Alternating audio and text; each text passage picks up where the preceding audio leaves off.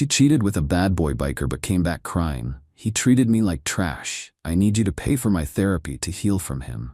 I replied, I know a great specialist. Then I drove her to her parents' house, dropped her bags on the lawn, and said, they treat patients for free here. Her dad's confusion when I drove off. So this just happened last weekend and I'm still processing it. Not in a sad way, more like in a did that really just go down kind of way. I'm 34, been with my girlfriend Ashley for 2 years. Was with her. Past tense now. We met through mutual friends. She seemed normal at first. Pretty, fun to be around, had her life together. She's 31, works as a dental hygienist, has her own place. Independent woman, or so I thought. About 6 months into dating, I noticed she had this thing about bad boys. Not like a casual preference, more like an obsession. She'd point out guys with motorcycles, tattoos, that whole rebel aesthetic. Make comments about how hot they were.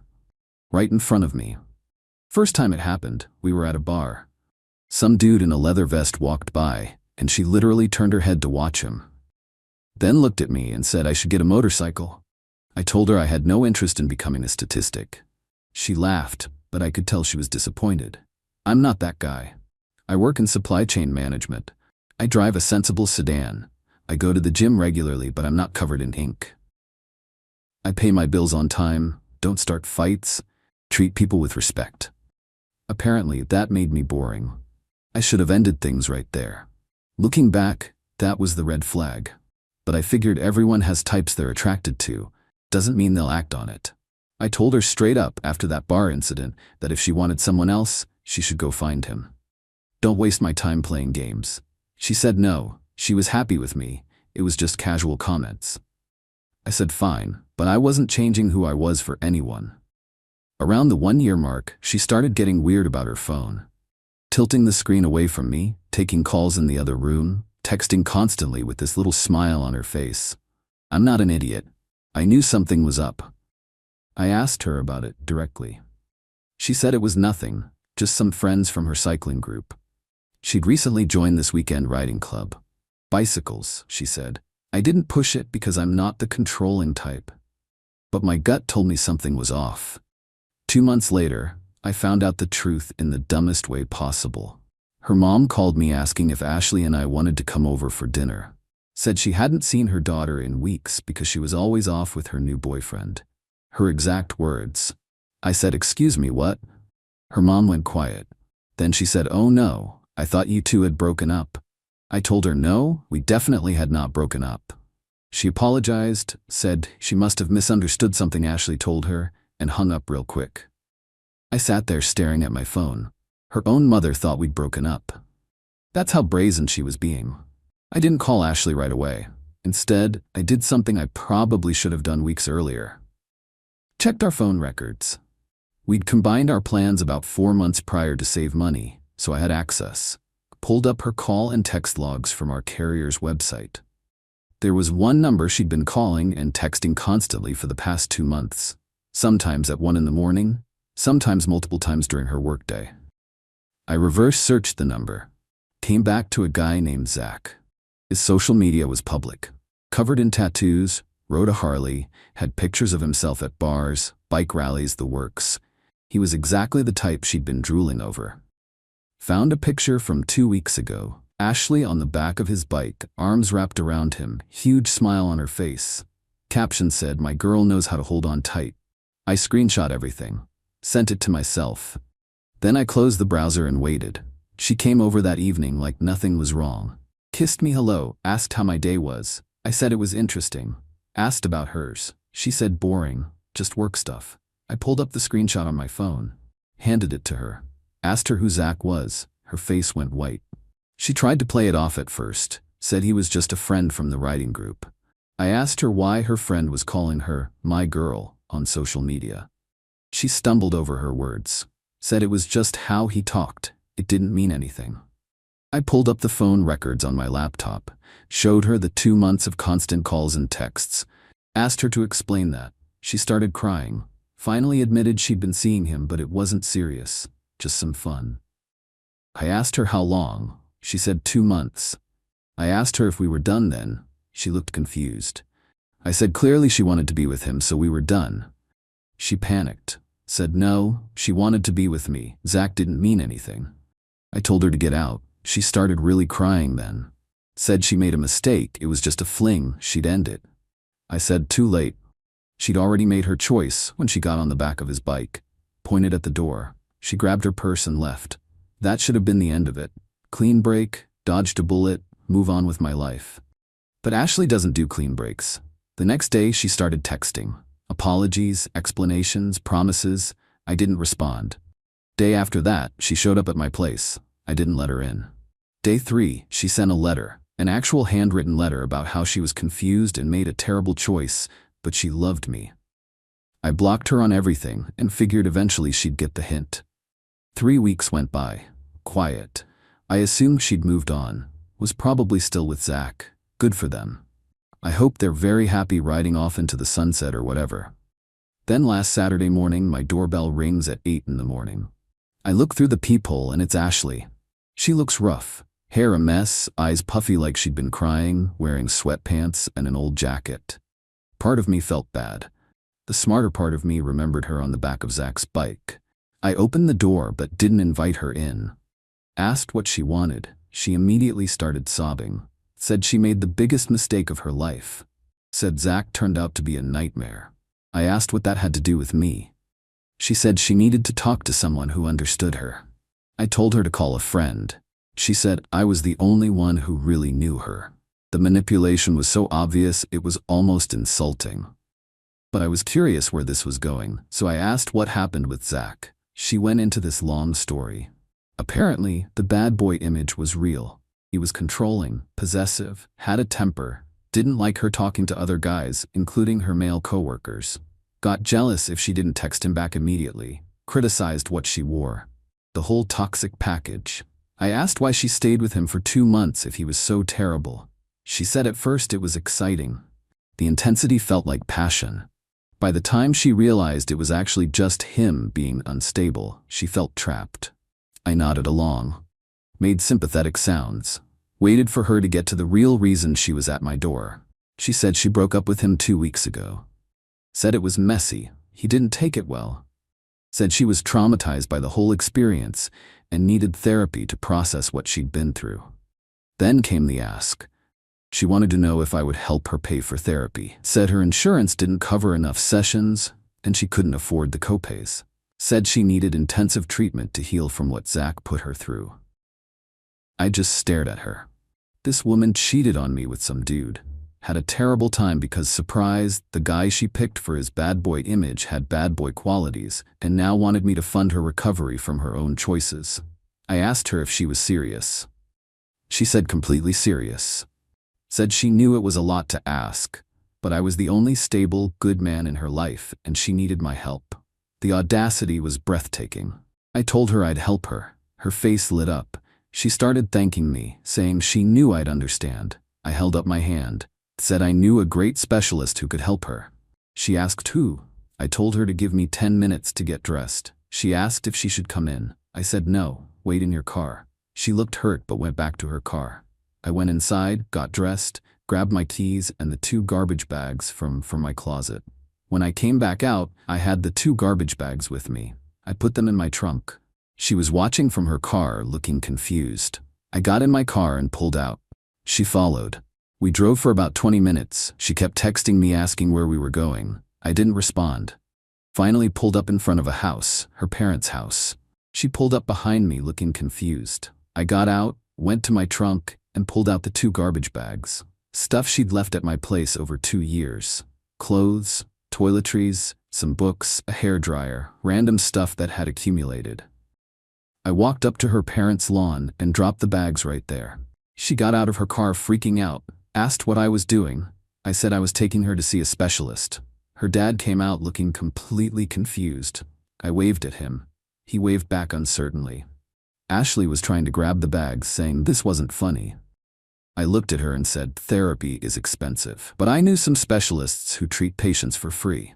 Her parents. Then I got in my car and drove off. In my rearview mirror, I could see her dad walking toward her, Ashley standing there with her mouth open and the bags on the lawn. She tried calling me immediately. I didn't answer. She left voicemails, lots of them. The first ones were angry, calling me immature, saying I humiliated her in front of her parents. The later ones were crying, begging me to talk to her. Her mom called me that evening, said Ashley had told them everything. She apologized for her daughter's behavior, said she was disappointed in how Ashley handled things. Then she said something that surprised me. She said Ashley had always been like this, choosing the wrong guys, making impulsive decisions, then expecting someone else to clean up the mess. She said they loved their daughter, but they'd enabled her too long. Said what I did was harsh, but probably necessary. Then she thanked me for being good to Ashley while we were together and said she was sorry it ended the way it did. That conversation made me feel better about the whole situation. At least her parents saw through it. Monday comes around and I'm at work. My phone starts blowing up around lunch. Not Ashley this time. Zach. Apparently Ashley had gone back to him, told him I'd humiliated her, made up some story about me being abusive and controlling. Zach decided to be her knight in shining leather and sent me a bunch of threatening messages. Told me to stay away from his girl. Said if I contacted her again, he'd come find me. I screenshot everything and saved it. Then I blocked him too. Didn't respond, didn't engage. Not worth it. That was Monday. By Wednesday, Ashley was texting me from a new number. Said she made another mistake going back to Zach. Said he was even worse now. Said she really did need help and her parents weren't taking her seriously. I finally responded. Told her this was not my problem. Told her she made her choices and now she got to live with them. Told her to stop contacting me or I'd file a restraining order. She said I was cruel. I said no, I was done. Blocked that number too. Thursday, her best friend Emma called me. I almost didn't answer but figured might as well hear what angle this was going to be. Emma said Ashley was a mess. Said she was worried about her. I said that was unfortunate, but again, not my problem. Emma said I was being cold. I asked Emma if Ashley had told her the full story. Emma said yes, Ashley cheated but she was going through something and needed support. I asked Emma if she'd pay for Ashley's therapy. Emma went quiet. I said exactly. Told her if she was so concerned, she could help. Emma said she couldn't afford it. I said neither could I, even though we both knew that wasn't true. I just wasn't going to. Emma called me heartless and hung up. I added her to the blocked list too. By Friday, I'd blocked 7 different numbers Ashley had borrowed from friends trying to reach me. Each message was some variation of the same thing. She was sorry, she needed help, I was the only one who could help her. Why was I being so mean? Not once did any of these messages take actual accountability. It was all about what she needed from me, not about what she'd done to me. Saturday morning, exactly 1 week after the lawn incident, I got a letter in the mail. From Ashley. Must have mailed it earlier in the week. It was 6 pages long. Handwritten. Started with apologies, moved into explanations about why she cheated, something about feeling unfulfilled, wanting excitement, not knowing what she had until it was gone. The usual. Then it got into the Zach situation. She went into detail about how controlling he'd been, how he'd isolated her from friends, how he'd made her feel worthless, how she finally got the courage to leave. The last 2 pages were asking me to reconsider helping her. Said she understood if I didn't want to be with her romantically, but she thought we were friends. Said friends help friends. Said the cost of therapy was only about $1,200 for the sessions she needed. Said she'd pay me back eventually. $1,200. That's what she thought this was about. The money. I didn't respond to the letter. Instead, I posted a vague status on social media about how sometimes the trash takes itself out, but then tries to crawl back for garbage pickup. Petty? Maybe. Satisfying? Absolutely. Within hours, mutual friends were messaging me asking what happened. I didn't give details to most of them, just said Ashley and I broke up and I'd prefer not to discuss it. But a couple of close friends, I told them everything. They were appalled. One of them said he'd always thought something was off about her. Sunday comes and I'm finally having a peaceful morning. Coffee, football on TV, no drama. Then my doorbell rings again. I swear if it was Ashley I was calling the cops. It wasn't Ashley. It was Zach. He's standing there in his leather vest, arms crossed, trying to look intimidating. I'm not a small guy. I'm 6'1", about 200 pounds, most of it from lifting. This dude was maybe 5'9" on a good day. But he had the attitude of someone much bigger. He said we needed to talk about Ashley. I said no, we didn't. He said I'd been harassing her. I laughed, told him to check his facts. I'd been ignoring her. He said that was harassment, making her feel rejected. The mental gymnastics were impressive. I told him to leave my property. He said he wasn't going anywhere until I promised to leave Ashley alone. I pulled out my phone and started recording, told him he was trespassing, and I was giving him one chance to leave before I called the police. He noticed the camera and backed off a bit. Started saying I better not post that anywhere. I said I'd do whatever I wanted with video taken on my property. He called me a few choice names and left. I sent the video to myself and saved it in multiple places. Then I filed a police report online about the trespassing. Gave them the video. They said they'd follow up. That evening, Ashley called me from yet another number. I was getting really tired of this. She was crying hysterically. Said Zach had gotten arrested for violating a restraining order someone else had on him. Said she didn't know about it until the cops picked him up. Said she bailed him out, but now he was mad at her because he blamed her for me calling the cops on him. I told her I didn't call the cops on Zach. I filed a report about him trespassing. What happened after that was between him and his own legal issues. She said it was the same thing. I said it really wasn't. Then, she said she was done with Zach for real this time. Said she saw now what kind of person he really was. Said she should have listened to me from the beginning. I never told her not to date Zach. I wasn't her dad. I just broke up with her for cheating. But in her mind, apparently I'd been warning her all along. She asked if we could meet for coffee and talk. I said no. She asked if I'd at least consider being friends eventually.